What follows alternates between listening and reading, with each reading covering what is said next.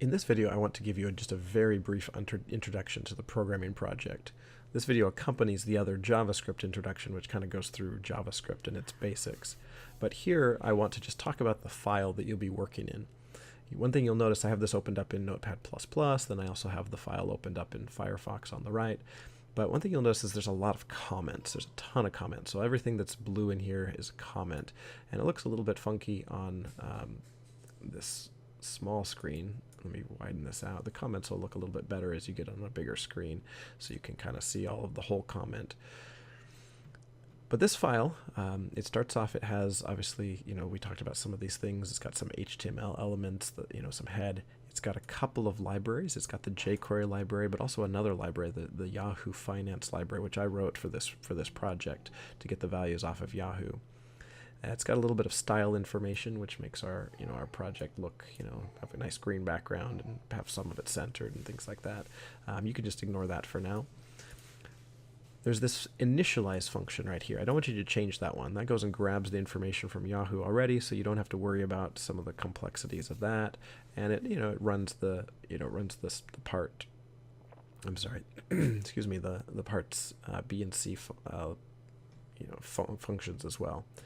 Now, here's where we're going to need to start changing things. So you should have received an email with the stock ticker. So this is the value you're going to change right here, and just change it and leave it. And then down here, all of this information is kind of the instructions on how to go and accomplish this little section here. So down here, there's the calculate stock function. That's how you're going to do part A of the project, the first thing you're going to do. And here are all of the instructions for that. So the very first thing is I've already created for you this list called financial information. So this is a list that is a key value pair list, like in the other video.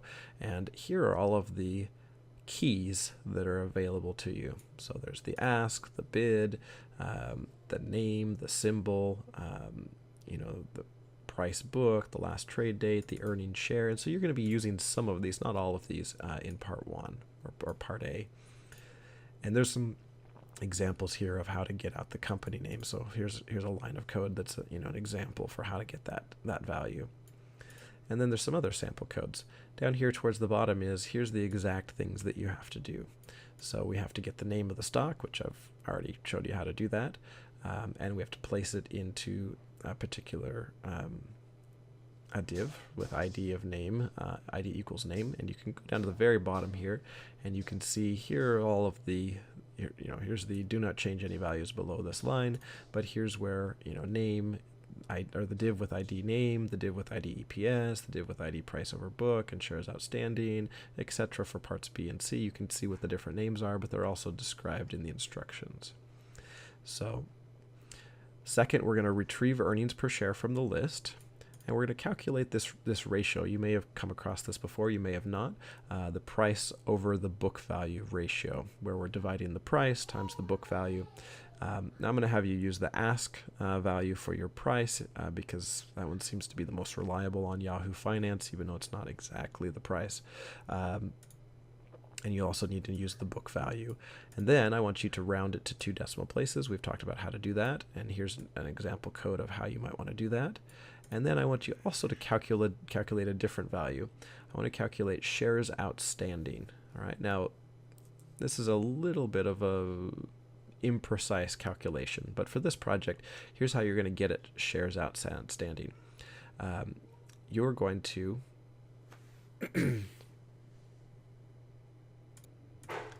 I need to probably put a little more information in here. You're going to calculate shares outstanding imprecisely, but as good as we can, using the market cap value, which is available, market capitalization, and then divide that by the price. That gives you a pretty decent approximation of the shares of common stock outstanding. So we'll do that, and then also you'll want to format that using the toLocale string function. So that's part A. Part B is you're going to make a simple little tip calculator. You can kind of see on the right hand side that there's a text box here that you'll need to take values from. There's a slider bar that's currently set at 15% that can be slid and changed. And you're going to calculate the following values. You're going to calculate me scroll this over. The value of the tip based off of the amount of the bill and the tip percentage. So the tip is the bill value times the percent. And then you're also going to calculate the total value, which is the amount of the bill plus the tip, and you're going to put those in the proper divs.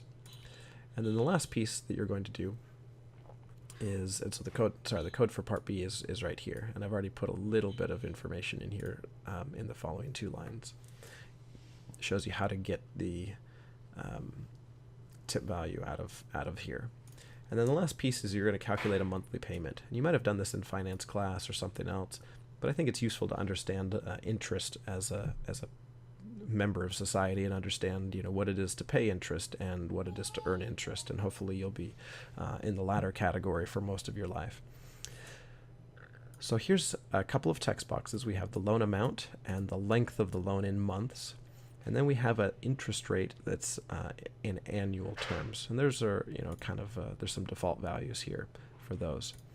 So what I want you to do, there's a URL here for how we can calculate our formula.